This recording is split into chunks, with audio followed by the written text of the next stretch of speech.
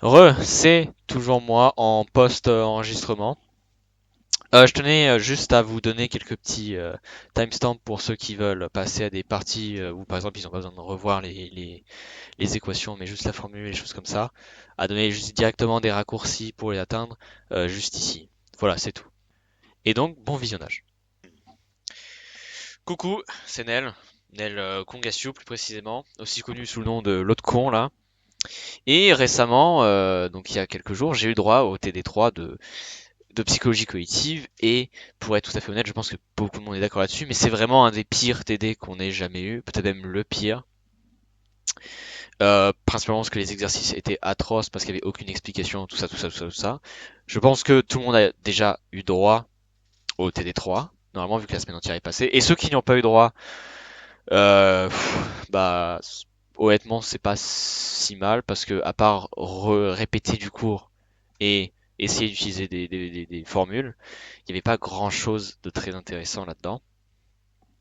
Donc bon, je vais essayer de revenir sur un point très important qui n'est pas expliqué du cours, c'est la formule qui est utilisée pour calculer les seuils absolus et les seuils différentiels inférieurs et supérieurs, en revoyant aussi comment on calcule les seuils différentiels et la position euh, c'est pas estimé, c'est le point d'égalisation subjectif, pardon, j'arrête pas de me tromper là-dessus, avec une petite parenthèse sur euh, comment se calculent les nombres de signes après correction dans les tableaux de méthode constante.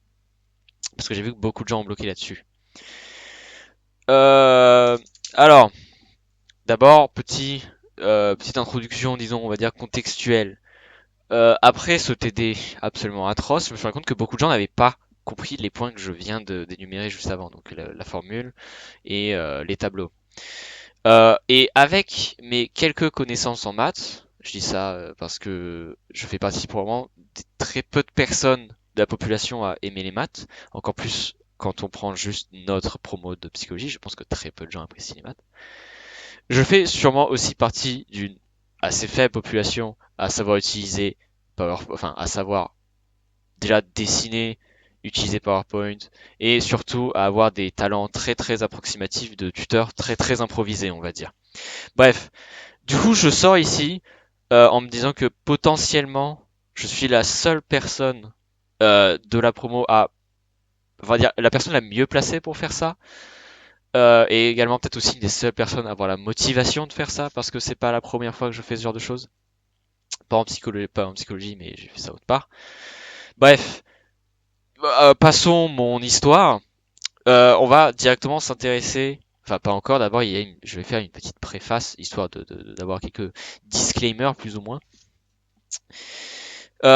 D'abord, c'est fait à l'arrache, hein. Actuellement, c'est la deuxième après-midi que je passe dessus. Enfin, après-midi et soirée que je passe dessus. Potentiellement nuit également. Donc, c'est vraiment fait en très très peu de temps sur des choses plutôt complexes à expliquer en tout cas, parce que dans les faits, c'est relativement simple, vous allez voir. C'est fait à l'arrache dans le sens que c'est littéralement juste moi devant mon ordinateur avec une boisson à côté qui est en train de parler devant son ordinateur et que je n'ai pas de texte. Donc les définitions vont être bon vulgarisées de toute façon parce que c'est ce qu'on veut de toute façon. Et le fait que ce soit à l'arrache, ça a un avantage assez inattendu, on va dire, c'est que ça va être moins difficile à comprendre. Je vais pas parler avec des termes scientifiques. Je vais vraiment essayer de garder les choses simples. Je vais vraiment essayer d'expliquer au maximum. Ça risque de prendre du temps par contre. Donc si vous regardez ce pseudo cours actuellement, je vous conseille vraiment de vous poser quelque part. Peut-être même avec vos cours de TD2 de psychologie cognitive. Peut-être même avec, si vous avez la flemme, ce que je comprendrais honnêtement, moi aussi je l'aurais, avec un chocolat chaud, une boisson, quelque chose à grignoter. Bref, parce que on s'embarque dans une sacrée expérience, on va dire. Bref. On va aborder principalement comme exemple pour la formule et le tableau de méthode constante. On va aborder l'exemple du calcul du seuil absolu du premier TD et l'exercice 2 du TD, du troisième TD de psychologie cognitive. Euh, Si vous les avez pas, c'est pas spécialement grave, ça reste, il y a des exemples, ça reste des exemples, même si vous n'avez pas nécessairement les valeurs. Et si vous aviez pas les valeurs, j'ai quand même gardé les tableaux avec les informations et tout. Donc tout reste clair. Vous n'êtes pas obligé de ressortir ces feuilles-là. Je vais l'expliquer quoi qu'il arrive. Donc bon, ne vous faites pas tant que ça chier si ça vous saoule d'essayer de suivre. J'ai tout prévu pour ceux qui n'avaient pas envie. Ensuite, je ne suis pas professeur, je suis juste un autre étudiant de la promo. Donc bon, ce que je dis n'est pas nécessairement juste, mais en même temps, on n'a pas de correction. Donc il faut bien que quelqu'un fasse quelque chose, et je suppose que ça va être à moi de le faire. Du coup, je prends la responsabilité de potentiellement avoir faux sur quelques trucs, en espérant que ce soit pas le cas, hein. Normalement, j'ai quand même fait attention, les calculs ont été faits plusieurs fois, donc bon, ça devrait aller, mais tout n'est pas nécessairement juste. Finalement, si je dis un truc qui est absolument évident à vos yeux, c'est pas parce que j'essaie de vous prendre pour des cons, c'est parce que je sais pas où en est la majorité des personnes en fait. Je sais pas par où en sont vos bases et tout. Donc on va vraiment reprendre des choses depuis le début. Vous faites pas chier, hein. Je ne sais pas vous prendre pour des idiots. C'est vraiment juste que je veux être sûr que tout le monde soit sur le même point, la même page. Bref, maintenant que ça c'est dit, on va pouvoir commencer. Commencer déjà par les équations. La formule qui est donnée du C absolu qu'on va voir plus tard, pour ceux qui ne l'ont pas vu. Et si vous en souvenez, c'est une équation. Qu'est-ce que c'est une équation? Une équation, généralement, c'est juste que c'est un calcul dans lequel il y a déjà un égal. C'est-à-dire qu'il y a un égal au milieu, il y a deux parties et il faut réussir à simplifier une des deux. Généralement, il y a x. Il y a au moins une inconnue. Cette inconnue, c'est x. X étant sûrement la lettre la plus célèbre pour avoir traumatisé des générations entières en maths. Et il faut le trouver. Alors, comment on trouve x dans une équation? C'est très très simple. En fait, il faut l'isoler. Il faut qu'on finisse avec une équation en x est égal à quelque chose. C'est la seule manière qu'on a de pouvoir trouver euh, à quoi équivaut x dans une équation. Il faut qu'il finisse seul. Pour ça, on a plusieurs outils. On va rentrer dans un instant. Je suis juste en train de me demander si j'ai pas raté quelque chose, mais je ne pense pas. Donc, on va rentrer dans le vif du sujet. Alors, cette fois, pour de vrai, on va vraiment, il y a un plan très léger, hein, il y a juste trois choses dont je vais vous parler par rapport aux équations. Très exactement, ce sont les quatre symboles plus, moins, fois et divisé. Oui, j'avais dit que vous allez peut-être avoir l'impression que je vous prends pour des cons, hein, mais je vous jure que c'est pour une raison ou une autre que je dis ça. C'est tout simplement parce qu'on va avoir une sorte de dynamique entre les quatre. Euh, Parce qu'ils ont quelque chose de spécial à eux, qui n'est pas nécessairement su. Ou alors, je pense que tout le monde le sait en vérité, mais pas tout le monde pense que ça a une importance en cas d'équation. Donc on va rentrer là-dedans. Ensuite, on va voir la mécanique très spécifique des équations, c'est-à-dire le fait que on peut rajouter ce qu'on veut, théoriquement. Vous verrez ça dans un instant, ne vous en faites pas. Et enfin, à la fin, quelques conseils qui ont une importance euh, moins primordiale que le reste. Voilà. Donc, premièrement, on va parler de cette fameuse dynamique nouvelle. Enfin, nouvelle. Elle n'est pas du tout nouvelle, hein. Je pense même que vous la connaissez, mais c'est une dynamique qui a une importance quand on fait des équations. Parce qu'on a le droit de rajouter des trucs, donc bon, vous verrez juste après. Pour faire très très simple, je pense que tout le monde sait très bien que plus c'est l'inverse de moins. Mais bon, je me permets quand même de le redire. Additionner, c'est l'inverse de soustraire. Soustraire, c'est l'inverse d'additionner. Je pense que ça, c'est compris. C'est-à-dire vraiment, le positif, c'est l'inverse du négatif. Si on fait 5 moins 5, ça va faire 0. Si on fait moins 6 plus 6, ça va faire 0. Voilà, c'est très très simple. Jusque-là, ça va. Diviser, c'est l'inverse de multiplier. Ça, je pense que peut-être pas tout le monde le savait. Une majorité le savait probablement. Pour ceux qui ne le savaient pas, 4 divisé par 4, ça fait 1. Et pour ceux qui ne le savaient pas également, diviser ou multiplier par 1, ça ne change absolument rien à à un calcul, à tout le reste. Si vous multipliez quelque chose par 1, ça reste ce qu'il était à la base. Si vous faites 2 fois 1, ça fera quand même 2. Je pense que ça tout le monde le sait, mais c'est important du coup de préciser que multiplier est l'inverse de diviser. Alors, ça aura une importance dans quelques instants. On va d'abord voir qu'est-ce qu'on fait avec une équation.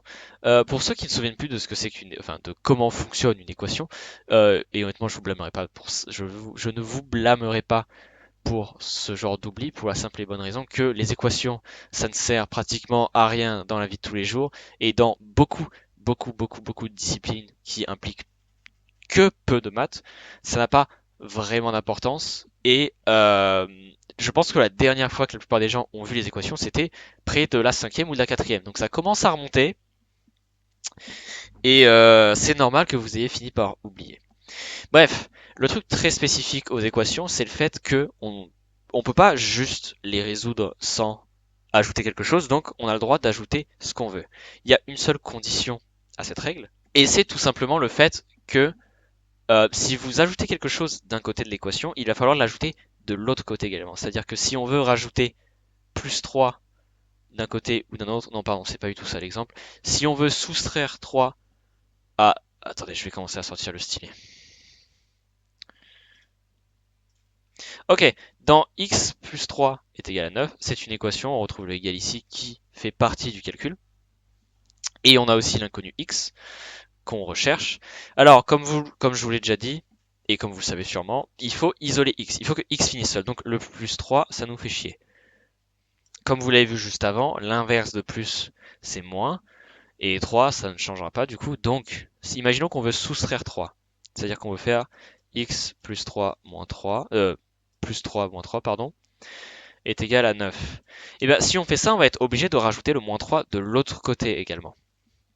Sinon, l'équation deviendrait erronée. Et on veut éviter ça aussi. Donc bon, voilà. N'importe quelle action que vous rajoutez, enfin, action, peu importe ce que vous rajoutez sur une équation, il faut que ça affecte les deux côtés. Bref, voilà. Ça, c'est comme ça que marchent les équations. Maintenant, qu'on rentre un peu plus dans les détails de quand est-ce qu'on fait quoi. En gros, pour expliquer vraiment de la manière la plus simple possible, vous voulez, pour isoler x, vous voulez rajouter l'inverse de l'obstacle qui vous empêche d'atteindre l'isolation de x. Qu'est-ce que ça veut dire? Tout concrètement, dans le cas de x-2 est égal à 4, on veut isoler x, l'obstacle qui nous empêche d'avoir x seul, c'est moins 2. Alors maintenant, vraiment au plus simple possible, vous allez prendre 2, vous allez remarquer qu'il y a un moins, vous allez vous dire, ah, l'inverse du moins, c'est plus, et vous allez juste rajouter plus 2. Voilà, ça y est, maintenant, à partir de là, vous êtes capable de résoudre des équations relativement basiques. Et parce que là, les deux, ils vont s'annuler, du coup, on va finir avec x seul, et je pense que 4 plus 2, tout le monde sait que ça fait 6. Jusque-là, je pense qu'il n'y a pas trop de problème. À partir de là, tout le monde devrait comprendre que rajouter ou soustraire, c'est utiliser, enfin, additionner ou soustraire, c'est utilisé pour enlever un nombre qui s'additionne ou se soustrait à x, et donc qui est un obstacle. Il faut s'en débarrasser avec ça, et plus c'est dans l'inverse de moins, vous allez en avoir besoin, et même beaucoup besoin généralement dans les équations. C'est un peu le truc de base. Ensuite, il y a le cas inverse, où c'est un plus. Bon, je vais passer très rapidement là-dessus, hein. Encore une fois, on voit que plus 6 c'est notre obstacle.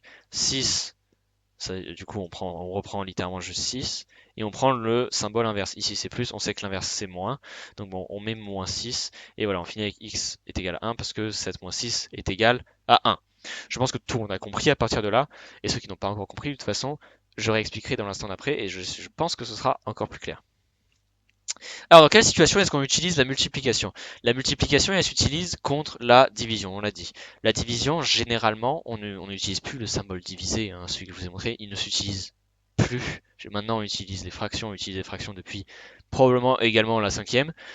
Donc, quand vous voyez une fraction, si vous la multipliez par le dénominateur, c'est-à-dire le nombre qui est en bas, ça va annuler l'effet de la fraction, parce que la fraction, c'est une division. Dans le cas de x sur 4 est égal à 3, je le refais parce que PowerPoint ne me permet pas de faire des fractions sans que j'ai besoin de rentrer des commandes compliquées. Et bien à partir de ça, on voit que 4 c'est notre obstacle, on voit que ici il y a une division, on sait que multiplier c'est l'inverse de la division, donc on décide de juste rajouter 1 fois 4. Le x4 il va annuler la fraction, ça je pense que vous l'avez compris, mais il va aussi du coup faire que forcément on doit faire x4 au 3 parce que on doit le faire des deux côtés. Je pense que tout le monde ça aussi avait suivi. Ce qui fait que ça nous donne x est égal à 12. Voilà. Concrètement, ce dont il faut se souvenir à propos des équations, c'est tout simplement plus c'est l'inverse de moins, diviser c'est l'inverse de multiplier. Vous pouvez rajouter ce que vous voulez tant que c'est des deux côtés. Et pour savoir qu'est-ce qu'on met quand, il suffit de voir qu'est-ce qui est l'obstacle qui nous empêche d'isoler x, voir c'est quoi son signe, choisir le signe opposé et mettre le même nombre avec le signe opposé. C'est tout. Des deux côtés, voilà, vous avez concrètement un moyen de résoudre la plupart, la même majorité des équations à une seule inconnue tant qu'il n'y a pas de signe carré par exemple ou racine carrée parce qu'à partir de là ça deviendrait encore plus chiant. Mais dans le cas des équations utilisées en cours de cognitive, tout ce qu'il y a là c'est suffisant. Il n'y a pas besoin d'en savoir plus sur les équations et je vous déconseille d'essayer d'en savoir plus. Vous risquez peut-être même de vous y perdre parce que Dieu sait que ça va loin les maths. Ok, maintenant quelques petits conseils autres mais quand même un petit peu importants. Premièrement, c'est que vous voulez essayer d'éviter de briser votre équation en deux. Premièrement, parce que votre professeur va sûrement pas trop aimer ça. Mais deuxièmement, si vous le faites sur un brouillon, ça passe mieux. Et il y a une seule condition à laquelle vous pouvez le faire généralement, à part si vous êtes extrêmement bien organisé. Vous pouvez l'utiliser juste pour simplifier au début peut-être, ou en plein milieu, après un gros changement, vos deux côtés à part. Dans le cas de, parce que simplifier, pour ceux qui savent pas, ça veut juste dire faire les calculs qu'on veut faire sans avoir à rajouter quoi que ce soit ou à passer à une autre formule, et trucs comme ça. C'est vraiment juste faire le calcul qu'il y a dedans. Par exemple, juste du 2 fois 3 ou du 3 sur 4. C'est vraiment pour simplifier. Généralement, c'est mieux de simplifier au plus tôt pour que ce soit le plus simple. Dans certains cas très précis, parfois c'est même mieux de se compliquer la vie, mais c'est très très rare. Et dans les équations du seuil, des seuils même. Généralement, simplifier au plus tôt, c'est le mieux et vous allez en avoir besoin, mais je vous déconseille de la briser en deux. À part si vous êtes extrêmement bien organisé et que vous avez des problèmes de type, je sais pas, vous n'avez pas assez de feuilles. Parce que ça vous demandait de beaucoup recopier les fractions et recopier les fractions entières, ça peut être chiant. Et aussi, je comprends que gérer les deux côtés de la fraction, ça peut être très énervant. Donc bon, si vous avez un brouillon et que vous avez le temps, vous pouvez séparer les deux côtés pour les simplifier et après les simplifier ensemble sur la feuille. C'est une tactique tout à fait utilisable. Pas nécessairement que je la recommanderais, mais c'est très utilisable. Ensuite, afin de continuer vos calculs, vous n'allez pas utiliser égal parce qu'il y a déjà des signes égales dans l'équation. Vous allez plutôt utiliser le signe équivaut à, qui est littéralement égal, mais avec des parenthèses autour. Voilà, c'est ça. C'est pas très compliqué et je vais vous montrer pourquoi on fait ça. C'est principalement parce que ça, c'est un peu chiant à lire en fait, parce qu'on a du mal à discerner les équations et qu'on se demande qu'est-ce qui est une équation et qu'est-ce qui ne l'est pas. Du coup, à la place, on va tout simplement utiliser le signe équivaut à qui permet à ce que le truc, les équations, le calcul soit plus clair. Voilà, ça c'est un autre petit truc assez important, mais bien sûr moins que les bases elles-mêmes de l'équation. Donc bon voilà. Maintenant, passons à la partie fâcheuse, l'équation du seuil absolu. Alors, elle a été donnée pendant le premier TD avec un exemple. On n'a même pas donné de vraies formules mathématiques. Mais bon, en même temps, je me dis que c'est pas plus mal parce que les gens détestent, je sais pas trop pourquoi, mais les gens détestent voir des formules mathématiques avec des lettres. Je vais peut-être quand même vous en donner une dans le doute, mais bon, vous n'êtes pas obligé de la retenir. Ce qui va être le plus important ici, ça va être de comprendre où se met quoi. Parce que si vous comprenez où va quoi, vous n'avez pas besoin de retenir de formule mathématique, vous avez juste besoin de retenir où va quoi, et vous pouvez la faire vous-même, votre formule mathématique. Vous n'aurez pas de lettres comme, je sais pas, XI ou PI, mais dans votre tête, vous aurez directement ce qui vous intéresse. Donc bon, premièrement, on va commencer par ce qui est en rapport avec le seuil absolu. Donc x et 50, c'est par rapport au seuil absolu et ça ne changera jamais. X, ça équivaut à la valeur du seuil absolu. 50, ça équivaut aux 50% de la définition statistique du seuil absolu, qui est, pour rappel, concrètement, c'est la valeur à partir de laquelle un individu va détecter le stimuli dans 50% des cas. Ce que ça veut dire, c'est que dans le cadre du compas de Weber qu'on a vu pendant le premier TD, enfin, qui a été testé pendant le premier TD et qui a été vu dans le deuxième, c'est à partir de quel moment est-ce qu'une personne va reconnaître le fait qu'il y ait deux pointes sur sa main, mais seulement une fois sur deux. Donc, Le seuil absolu, c'est quand il y a 50-50, c'est-à-dire 50% de bonnes réponses, 50% de mauvaises réponses à un écartement précis. Le problème étant que c'est logique de dire que c'est pratiquement impossible de deviner quel va être le seuil absolu d'une personne. Du coup, généralement, ça se calcule avec les alentours du seuil absolu. Le seuil absolu, c'est les 50% de détection. Donc, sur le tableau, on va remarquer qu'il y a deux valeurs autour de 50, mais qui ne sont pas exactement 50. Alors maintenant, à partir de maintenant, qu'est-ce qu'on fait? Bah, tout simplement, on voit que 50 devrait être ici. Ça devrait être notre seuil absolu. Avec 50% et X. Voilà, ça c'est simple. Maintenant, 40, qu'est-ce que c'est? C'est le pourcentage de détection inférieur à 50%. On va l'appeler pourcentage I. Ça, c'est le pourcentage supérieur au 50%, 50% de détection, pardon. On va l'appeler pourcentage S. Ça, c'est la valeur supérieure au seuil absolu. On va l'appeler VS. Et ça, c'est la valeur inférieure au seuil absolu. On va l'appeler VI. Alors vous allez me dire, frérot, je croyais que tu avais dit que tu n'allais pas nous faire de formules mathématiques. Mais en fait, c'est pour mettre en parallèle avec l'exemple qui nous a été donné ici, là. Euh, vous avez sûrement bien remarqué que c'est les mêmes valeurs, hein, concrètement. Mais maintenant, comment est-ce qu'on s'en sert? Ben, tout simplement, ça, c'est pourcentage I. Ça, c'est la valeur inférieure à celle du seuil absolu. Et enfin, ceci, c'est le pourcentage de détection supérieur à 50%. Et ça, c'est la valeur supérieure à celle du seuil absolu. Ok, concrètement maintenant, comment est-ce qu'on fait pour retenir ça? Bah, en fait, déjà, c'est une équation. Donc, une équation, c'est en deux parties. Jusque-là, je pense que tout le monde me suit. Et les deux parties, vous remarquerez qu'elles se ressemblent énormément. Les deux, c'est des fractions avec quatre valeurs dedans. Deux au numérateur, deux au dénominateur. Donc, deux au-dessus, deux en dessous. Ils ont les mêmes signes, les deux, c'est des soustractions. Il faut juste retenir leur ordre maintenant. Alors, vous savez que 50 et x, ils vont jamais changer. C'est le seuil absolu. Une chose assez intéressante de ces valeurs-là, c'est qu'elles se trouveront toujours dans la position en haut à gauche des fractions. Des deux, hein. Les valeurs inférieures et les pourcentages inférieurs se trouvent aussi toujours sur la droite, mais les deux droites pour le coup. Comme on voit ici et ici, ils sont toujours sur la droite des fractions, en haut comme en bas.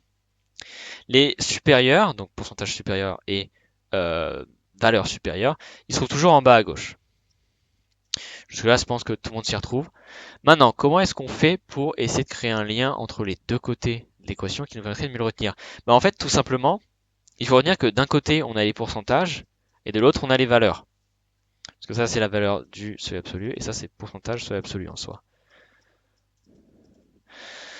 Et ce que vous allez remarquer, c'est que les deux fractions, en fait, se ressemblent énormément. Ce sont presque les mêmes.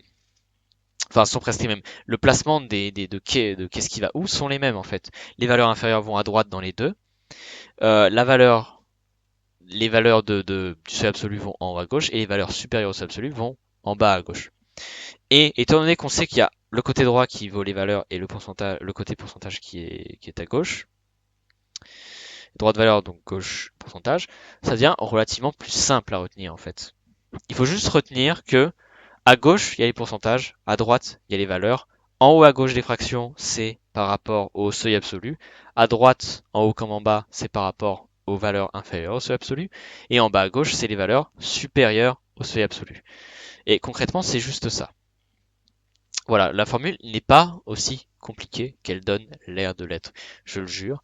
Et plus tard, on va s'en servir pour calculer les seuils différentiels inférieurs et supérieurs. Donc si vous avez compris comment la formule se fait, mais pas comment elle marche, c'est pas grave, on va le voir dans pas trop longtemps, parce qu'il y a quand même quelque chose à voir avant. À propos de ces choses, on va passer au seuil différentiel. Alors on va pas directement passer au seuil différentiel, ça c'est juste une introduction au seuil différentiel. Le seuil différentiel, statistiquement parlant, je le rappelle, qui est la différence à partir de laquelle un individu fait la différence entre le stimulus et la valeur étalon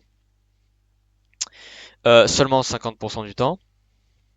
Le seuil différentiel étant le moment donné où la différence va baser sur une différence et donc cette différence, c'est dans ce cas-là quand la personne trouve la différence entre ce qui est donné et la valeur étalon. La valeur étalon étant la valeur un petit peu comme une variable contrôle, on va dire, qui sert de milieu. Et ce milieu, bah, on va le comparer à d'autres stimulus. Et donc, le seuil différentiel, c'est de combien est la différence entre la valeur étalon et une autre valeur x, à partir de laquelle une personne va remarquer la différence entre les deux, mais seulement une fois sur deux. Voilà, ça je le dis là, ma définition était beaucoup plus longue, mais bon, il n'y avait pas les termes aussi chiants, en tout cas j'espère. Ça se calcule avec un seuil différentiel inférieur et un seuil différentiel supérieur parce que, étant donné qu'on veut faire une différence, il ne nous faut pas une valeur spécifique, il nous en faut deux. Ok, ces deux-là, là, inférieur, supérieur, seuil différentiel, ils se calculent comme des seuils absolus. Hormis le fait qu'il y en ait un qui soit plus élevé que l'autre, vous avez deviné inférieur et plus petit que le supérieur. Je pense que ça, c'est pas besoin d'être précisé, mais bon, dans le doute, je le dis. Et donc, pour que vous compreniez comment ça se calcule, comment on utilise la formule des seuils aussi, tout ça, bah, on va parler de les exercices, l'exercice 2 du T3 de psychologie cognitive, et plus exactement la partie 9, 10 et 11, je crois. Ou alors c'est juste 9 et 11, parce que la 10, je crois que c'est la fonction psychométrique. Et ça, c'est pas vraiment ce qui nous intéresse. Alors, d'abord, on va commencer par, je crois que c'est la partie 9 de l'exercice 2, c'est-à-dire comment est-ce qu'on remplit le reste du tableau. Déjà, vous devez juste noter les nombres. Ça, je pense que, je sais pas si c'est pas déjà fait de base. Si, je crois que c'était déjà fait de base. C'est déjà fait de base. Et à partir de maintenant, on va essayer de comprendre comment est-ce que la correction en question marche. En fait, déjà, à quoi est-ce qu'elle sert? Parce qu'on nous le dit pas. À ce qu'elle sert, en fait, elle nous sert après pour les calculs de seuil, concrètement. C'est pour ça qu'on en a besoin. On a besoin pour calculer le seuil différentiel. Et les seuils différentiels inférieurs et supérieurs, par extension. Euh, En fait, la correction marche d'une manière très, très simple. Et il y a juste deux choses que vous devez... peut-être pas deux. Bon, vous allez voir, il y a juste certaines choses que vous allez devoir voir par colonne directement. On va faire colonne par colonne. Ok, prenons l'exemple de la colonne de l'intensité du son 1. Ce qui nous intéresse à regarder toujours en premier, c'est les moins et les plus. Si vous voyez qu'il y en a un ou deux, s'il y a soit un seul des deux, soit les deux en même temps qui sont égales à 0, vous allez juste recopier ce qu'il y a écrit. Donc ici, 10, 0, 0. Et ici, vous voyez, il y en a un des deux où c'est 0, en sachant que les égaux, eux, ils sont à part, hein, vraiment considérés que c'est une autre chose à part qui rentre en jeu seulement dans le cas de les deux sont présents. Les deux, bien sûr, étant le moins et le plus. Donc ici, il y en a un des deux qui manque, donc on peut juste recopier. Ici, là, on entre dans le sujet euh, parce qu'il y en a deux. Il y en a deux et aucun des deux est égal à 0. Donc là, c'est le moment où la formule va commencer à être importante. Et je vais me passer à la diapositive d'après parce qu'on rentre dans un nouveau truc. La manière dont ça marche, vous allez regarder les valeurs et vous allez déterminer laquelle est la plus élevée. Donc je pense que ça ne devrait pas être trop compliqué. 6 est plus grand que 2. Jusque-là, tout le monde devrait s'en sortir. Maintenant, je ne vais pas donner... Bon, pour que tout le monde sache, je le dis, je ne vais pas les appeler comme ça, mais je le dis. La valeur la plus élevée s'appelle la valeur prédominante, la valeur la plus petite s'appelle la valeur aberrante. Et ça, c'est important pour le cours. Mais dans ce pseudo-cours, je vais l'appeler la plus grande et la plus petite, histoire que ce soit plus simple à comprendre. Donc, ce qu'on fait à partir de là, maintenant qu'on a déterminé la qualité est la plus grande, la qualité est la plus petite, c'est qu'on va soustraire à la plus grande la plus petite. Donc 6 moins 2. Je pense que j'ai pas besoin d'expliquer comment marche cette soustraction et je peux juste dire qu'elle est égale à 4. Ok, donc maintenant à partir de là, on sait qu'il y a 4 nombres de moins après correction. Vous allez sûrement me poser la question, qu'est-ce qu'il en advient du 2? En fait, le 2, eh ben, il va être multiplié par 2 et il va être rajouté au nombre de symboles, de signes égaux. Donc plus 2 pour les 2 du signe égaux ici. Ce qui va faire 4 plus 2, je vais le décomposer histoire que tout le monde comprenne. 4 étant le 2 ici présent multiplié par 2. Et du coup ensuite rajouter au nombre de égaux. Ça va faire 6. Concrètement, c'est comme ça que ça marche. Alors, je vais passer à la diapositive suivante, puis on va remplir le tableau en entier, histoire d'avoir un maximum d'exemples. Donc, Je vais décomposer toutes les actions morceau par morceau. On regarde le nombre de moins et de plus. On voit ici 10 0, c'est-à-dire que je peux juste recopier. Là, il y en a 10. 9 0, c'est-à-dire que je peux juste recopier. Il y en a 9. Là, il y en a 1. 3, on l'a déjà vu, c'était 4, 0, 6. Alors, le 4, maintenant, c'est celui qui est donné dans l'exemple ici, que vous pouvez lire si vous voulez, mais que je vais quand même dire à voix haute. Ici, il y a 6, ici, il y a 3. La plus grande, c'est 6, la plus petite, c'est 3. Donc, on fait 6 moins 3 parce que c'est la plus grande moins la plus petite. Ça nous donne 3, donc on écrit 3. Et ensuite, du coup, on fait 3 fois 2, c'est égal à 6, et on le rajoute à 1, qui est le nombre de égaux. Ça donne 7. Ici, il n'y a ni l'un ni l'autre, on recopie juste le 10. Ici, il y a 3 et 7. Donc, dans ce cas-là, on voit que le plus grand, c'est 7. Voilà, jusque-là, c'est simple. Ensuite, du coup, on soustrait le plus petit au plus grand. On fait le plus grand moins le plus petit, en gros. Ça nous donne 4. On note 4. Non, c'est pas ici qu'on le note, faites pas attention, c'est ici qu'on le note. Ça fait 4. Et ensuite, on rajoute au nombre de signes égaux le plus petit fois 2. Donc 3 fois 2. Ça fait 6, on note 6. Bon, jusque-là, je pense que tout le monde s'en sort. Ensuite, ici, il en manque un. Donc on recopie. Ici, c'est pareil, 9, 1, et ici, c'est pareil. Histoire d'être sûr que tout le monde ait compris, je vais résumer comment ça marche. Vous voulez regarder entre le nombre de signes moins et le nombre de signes plus, lequel en a le plus. Si un des deux n'est pas là, si un des deux est égal à 0 ou si les deux est égal à 0, vous pouvez juste recopier la colonne, parce que rien n'aura changé. Si l'un des deux, enfin si les deux sont là, les deux ont un nombre différent, dans ce cas-là, vous allez appliquer la formule de vous prenez le plus grand, vous faites moins le plus petit, vous le mettez dans la colonne respective, enfin la ligne respective, pardon. Ensuite, vous allez faire le plus petit fois 2 et vous allez l'ajouter au nombre de symboles égal. Concrètement, c'est ça. C'est pas super compliqué en vrai, mais c'est vraiment extrêmement mal expliqué dans le cours. C'est pour ça que je n'ai absolument pas lu ce qu'il y avait écrit à gauche. J'ai vraiment juste parlé, parce que c'est atroce à expliquer à l'écrit. Et donc il y a besoin de l'expliquer à l'oral, et c'est quelque chose que les profs n'ont pas fait. Donc bon, voilà. Si il y a un cas où les deux sont égaux, donc c'est-à-dire par exemple il y a 5, 5, ici ce serait 5, 5, et bah à ce moment-là, vous avez déjà trouvé votre seuil différentiel inférieur ou supérieur. Parce que s'il y a 5, 5, ça veut dire qu'il y aura 50% de égal, en toute logique, si on devait calculer. Et non, pas du tout. Mais en tout cas, c'est le seuil absolu parce que c'est à partir du moment, à partir. euh, non, est-ce que c'est le seuil absolu? Je suis pas sûr de moi en fait. C'est possible que non, hein.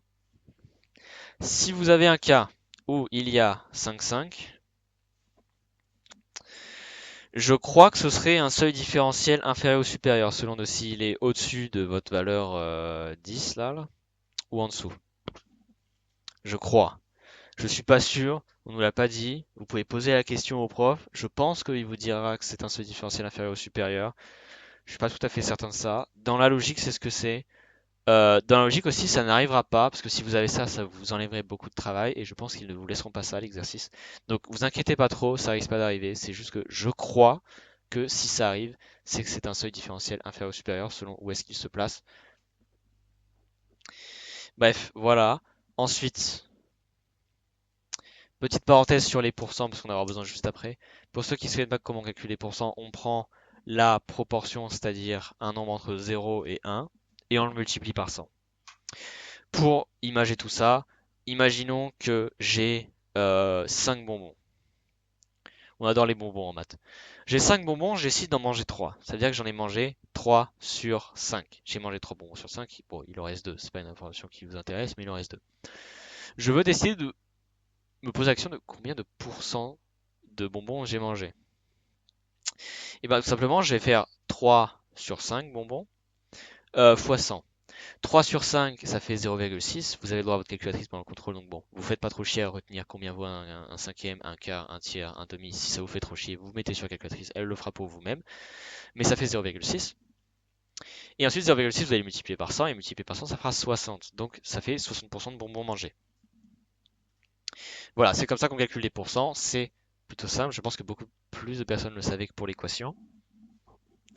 Donc bon, après, dans beaucoup d'exercices qui ont été donnés, les méthodes constantes comme limite, ça a été fait avec 10 séries. Alors c'est important principalement que pour la méthode constante, hein, mais dans les deux cas, c'était fait beaucoup avec 10 séries. En tout cas, dans les deux exercices du T3, c'était fait avec 10 séries.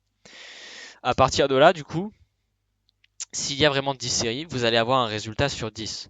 Si vous avez un résultat sur 10, vous pouvez juste multiplier par 10 parce que 1 divisé par 10 fois 10, c'est égal à 10, concrètement.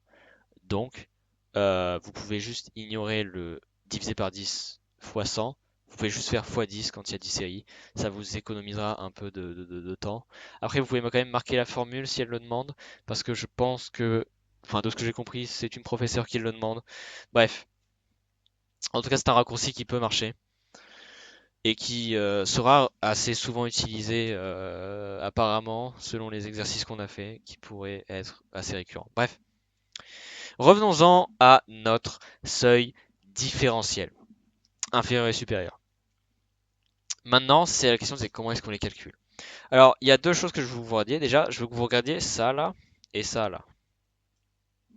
Alors, il reste un énorme trou au milieu. Ce trou-là, ça va être notre... on va appeler ça le milieu. Pour trouver le seuil différentiel inférieur, on va aller en dessous de ce milieu. Le SDI se trouve quelque part par ici. Et le SDS, il se trouve quelque part par ici. Je pense que jusque-là, tout le monde a suivi. Parce que ici, c'est en dessous de 100. Et ici, c'est au-dessus de 100. Maintenant qu'on a vu ça, on va se débarrasser des deux lignes. Parce que ce qui nous intéresse, c'est juste le pourcentage de signe de correction et l'intensité du son. Et maintenant qu'on a enlevé ces deux lignes, vous avez remarqué un truc assez intéressant, c'est que ça ressemble beaucoup au seuil absolu. Et vous auriez raison, c'est parce qu'il se calcule de la même manière. On a dit ça plus tôt. Et maintenant, il est temps de le faire pour de vrai. Alors sachez que c'est fait avec les vraies valeurs de l'exercice 2, parce que j'avais dit qu'on savait ça comme exemple. Donc c'est également aussi une correction de l'exercice, enfin de la partie 9 et 11, si j'ai juste, du dit exercice. Alors, maintenant, il faut qu'on trouve où se trouveront normalement nos seuils différentiels inférieurs et supérieurs. Et étant donné que c'est comme le seuil absolu, il faut qu'on cherche où se trouveraient les 50. Donc où se trouverait le 50 en dessous de 100 et où se trouverait le 50 au-dessus de 100. Ce que je veux dire par là, c'est juste que, or, regardez, 10, 60, logiquement 50 il se trouve entre les deux. Et or, regardez, 60, 20, pardon, logiquement 50 se trouve entre les deux. Voilà, ici c'est votre seuil différentiel inférieur. Ici, c'est votre seuil différentiel supérieur. Et vous allez aussi vous intéresser à là-haut. Donc ça, c'est les valeurs qui vont vous intéresser. En sachant qu'on cherche toujours un x, hein, d'ailleurs, parce qu'on va utiliser la fameuse formule. Mais du coup, maintenant, si vous vous souvenez de comment la formule, elle marche, ce qui nous intéresse, c'est les quatre valeurs qu'on a pointées. Enfin, il y en a 8 théoriquement, parce qu'il y a les deux côtés. Mais bon, si on se concentre par exemple sur le seuil différentiel inférieur, c'est ces quatre valeurs-là qui nous intéressent. Le 2, le 3, le 10 et le 60. Et alors, si vous vous souvenez de qu'est-ce qui s'appelle quoi, on a le pourcentage en dessous de 50, pourcentage inférieur, pourcentage au-dessus de 50, pourcentage supérieur, valeur inférieure au seuil différentiel inférieur, et valeur supérieure au seuil différentiel inférieur. Et là, vous allez me dire, putain, mais en fait, on peut faire la formule du seuil absolu. Et vous avez exactement raison. On va utiliser cette formule. Voici le calcul du seuil différentiel inférieur dont on parlait juste avant. Ça va être, vous l'avez reconnu, le 10, le 2, le 3 et le 60 qu'on a vu juste avant. Donc pourcentage inférieur, pourcentage supérieur, valeur supérieure. On les retrouve ici. Si vous vous souvenez à peu près de la formule, c'est pas trop difficile. Maintenant, surtout que c'est un peu imagé, je suppose que c'est plus simple. Maintenant, c'est l'heure de mettre tout ce qu'on a vu avant en, euh, en marche. Il va falloir s'en servir. On est dans une équation. Alors, je vais vous donner pas vraiment un raccourci, mais c'est une sorte de conseil un petit peu, c'est un chemin à suivre très probablement. Mais la plupart des calculs de seuil comme ça, ils vont se passer toujours de la même manière. En gros, vous allez essayer de simplifier la partie gauche jusqu'à arriver à une valeur qui n'est plus une fraction. Par exemple, ici on passe de 50 moins 10 à 40, on passe de 60 moins 10 à 50. Donc bon, à partir de là, déjà, on a commencé à simplifier. On peut simplifier la fraction parce qu'on peut la diviser par 10. Donc ça nous donne 4 cinquièmes. 4 cinquièmes, c'est égal à 0,8. Voilà, ça c'est le côté simplification. Et en face, ce qui va se passer, c'est qu'on va avoir le problème de, il y a un x sur une fraction. Donc on va essayer de commencer par se débarrasser des dénominateurs, pardon, donc des trucs en dessous de la fonction, les choses qui divisent. On se souvient, l'inverse de diviser, c'est multiplier. Sauf que là, c'est un cas assez unique. Parce que 3 moins 2, ça fait 1. Si vous vous souvenez, ne serait-ce qu'un peu de vos cours de maths, diviser ou multiplier par 1, d'ailleurs je crois que je l'ai dit avant aussi, ça ne change rien. Ce qui fait qu'on peut juste passer à x moins 2, sans aucun souci, vraiment, ça dégage. Alors, généralement, on l'a vu avant, hein, mais dans ce cas, dans beaucoup d'autres cas, il faudrait multiplier par le nombre qu'il y a ici. Ici, étant donné que c'est 1, bon, ça sert à rien, hein, mais plus tard, on verra qu'on pourra le faire sur le deuxième, pour une autre raison un peu conne. Mais dans ce cas-là, il n'y a pas besoin de le faire. En général, vous devrez le faire si la différence entre les nombres est supérieure à 1. Ce qui, dans le cas de décibel par décibel, ça fait que ça va forcément être 1. Mais dans beaucoup d'autres cas, ce ne sera pas le cas. Donc généralement, l'ordre dans lequel vous allez faire les choses, ça va être simplifier d'un côté, enlever, isoler de l'autre, plus précisément. Ici, vous aurez commencé par vous débarrasser de la fraction. Et étant donné que vous n'avez pas besoin de le faire, bon, vous pouvez directement passer à ça. Et ensuite, maintenant, il faut isoler x, qui est avec moins 2. Et si vous vous souvenez de la chanson, c'est oh mon Dieu, regardez, moins 2 c'est l'obstacle, moins et 2, on prend 2 et on met l'inverse de moins. Des deux côtés, bien sûr, parce que c'est une équation, et dans une équation, on ajoute toujours des deux côtés en même temps. À partir de là, x est isolé parce que tout ça, ça dégage. Et il faut juste faire x est égal à 2 plus 0,8, ça fait x est égal à 2,8, c'est votre seuil différentiel inférieur. Maintenant qu'on a vu ça, je veux juste rentrer très rapidement dans un truc assez important, dont je parlais au début mais que j'ai juste laissé tomber pour le faire à la fin. C'est que la manière dont va se faire la plupart de vos calculs de seuil, je l'ai dit, ça va être d'un côté on va simplifier, de l'autre on va isoler, et l'ordre dans lequel vous allez isoler, généralement ça va être d'abord la fraction, et ça va être ensuite l'addition, enfin la soustraction généralement. Parce que vous voulez vous débarrasser de la fraction en premier, parce que c'est le plus chiant, parce que sinon vous allez devoir rajouter d'autres fractions pour additionner dans la fraction. Donc c'est chiant, on veut s'en débarrasser en premier. Vous allez commencer par multiplier généralement. S'il n'y a pas besoin, comme dans ce cas-là, bah vous allez juste pas le faire, hein, mais généralement vous commencez par une multiplication et après vous faites une addition pour vous débarrasser du moins. Voilà, ça c'est les deux obstacles en général qui se trouveront dans ces calculs. Et vous pouvez presque même juste répéter en boucle ça, et ce processus vous permettra de faire une très très grande majorité des calculs de seuil.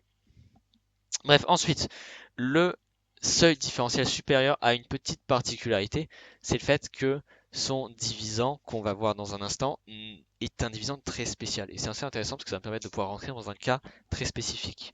Donc, comme pour rappel, on simplifie de ce côté-là, je pense que je ne vais pas tant que ça l'expliquer. Je pense que tout le monde sait que 50 moins 20, ça fait 30, et que 60 moins 20, ça fait 40, que les deux sont divisibles par 10, donc on peut le simplifier. Pardon. Donc on peut le simplifier en 3 quarts, que 3 quarts, si vous le mettez sur votre calculatrice, pardon, ça fera 0,75. De l'autre côté, par contre, là c'est plus intéressant parce que, où est ma souris? Elle est là, parce que 6 moins 7, ça va faire moins 1. Et alors là, vous allez me dire, oh là là, mais c'est 1. Donc on peut juste s'en débarrasser, non?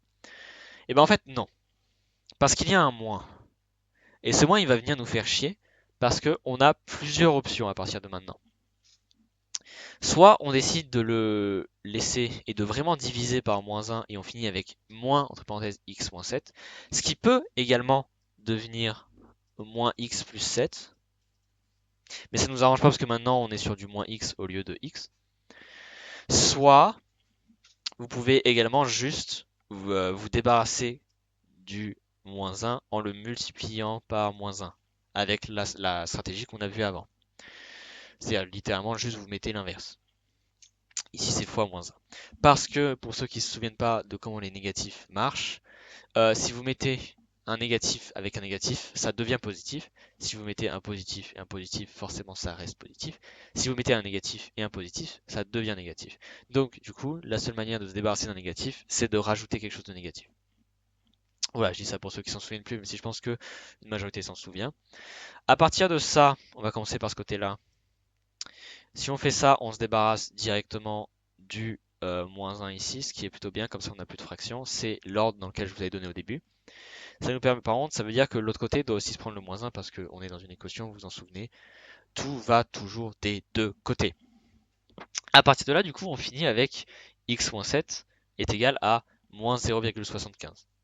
Et dans ce cas-là, ça veut dire que, en fait, ça n'a pas vraiment beaucoup d'importance parce que de toute façon, on va devoir additionner 7. Donc le moins 0,75, le moins il va sauter un moment ou un autre. Mais bon, avant de passer à la suite, on va passer dans le très grosse guillemets, hein, l'univers alternatif dans lequel on n'a pas fait ça. L'univers alternatif dans lequel on n'a pas fait ça, on va quand même être obligé de multiplier par moins 1. Parce qu'il faut qu'on se débarrasse du moins à un moment ou un autre. Autant le faire maintenant. Du coup, on peut aussi parler du cas ici.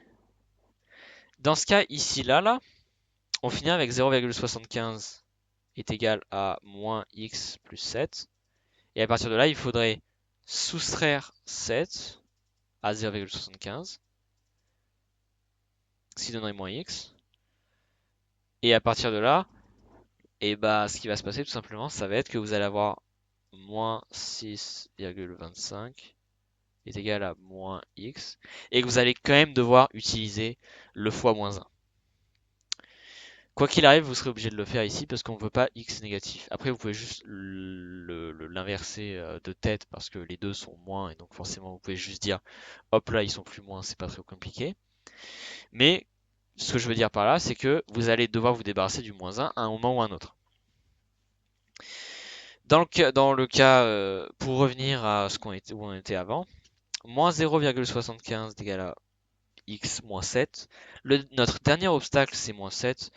Je pense que tout le monde commence à connaître la chanson. On prend le nombre, on garde le même nombre, on regarde le symbole c'est moins, on prend l'inverse du symbole moins, c'est plus. Du coup, on rajoute plus 7 des deux côtés de l'équation parce qu'il faut toujours que ce soit des deux côtés de l'équation. Et maintenant, on a isolé x. Je peux pas le faire. Voilà, ce qui nous permet de trouver x et surtout le seuil différentiel supérieur. Maintenant, ça c'était le plus gros. Je pense que c'est clair. C'est pas si compliqué que ça en a l'air. Vous allez dire ici, ce qui est bien illustré, c'est le fait qu'on est forcément obligé de suivre le processus dans lequel je vous l'ai expliqué juste avant, c'est-à-dire vous allez vous débarrasser de la fraction et après de l'addition. Alors comme vous avez pu le voir, dans ce cas-là, on peut faire l'inverse, on peut se débarrasser d'une addition, d'ailleurs au lieu d'une soustraction parce que c'est inversé, et après se débarrasser du moins. Les deux reviennent au même, hein, vous pouvez faire comme vous voulez.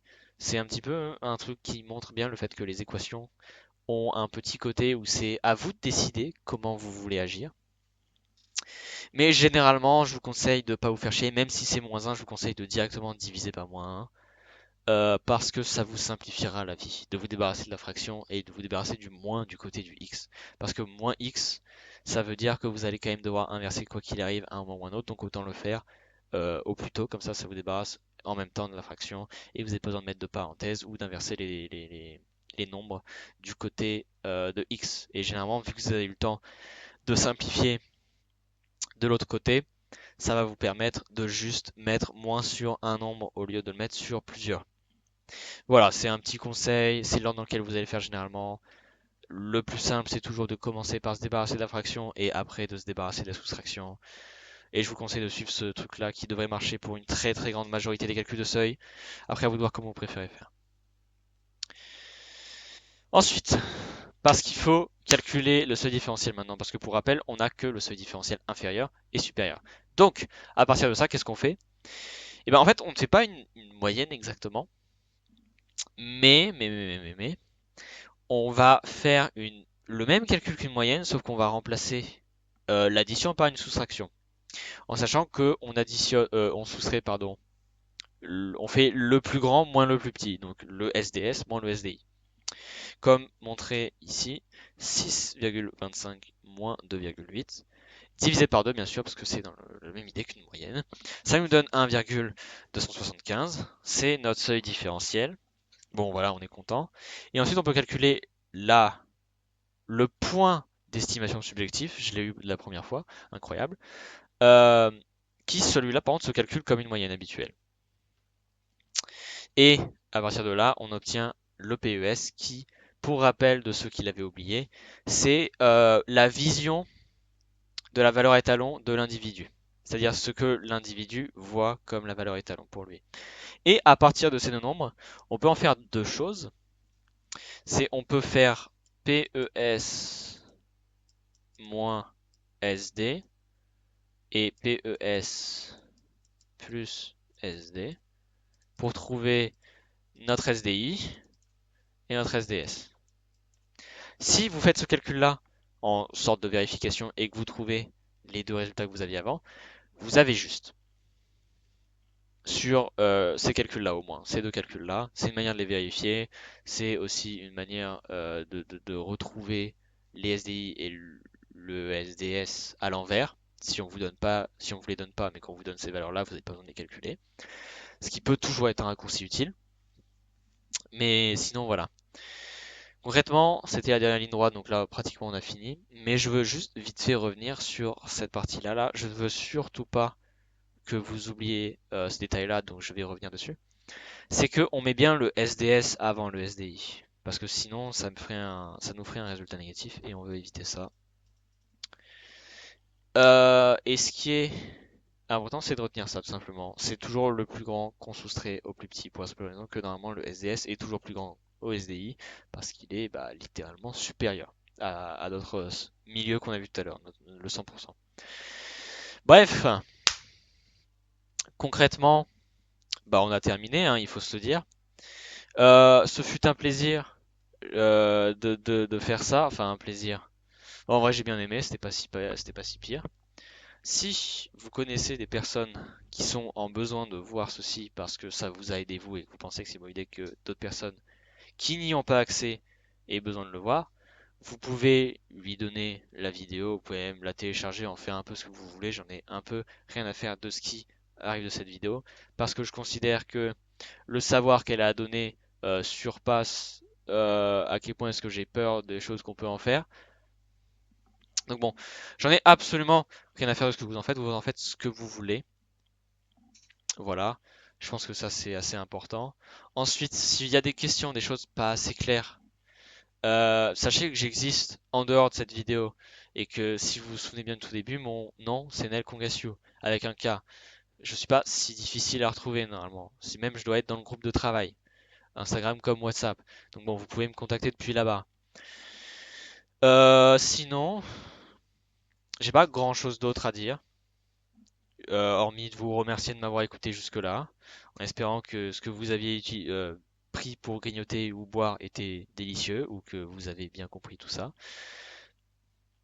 C'était Nel Congassio et je vous souhaite une bonne journée, une bonne matinée, une bonne soirée ou encore une bonne nuit ou peut-être même un bon appétit.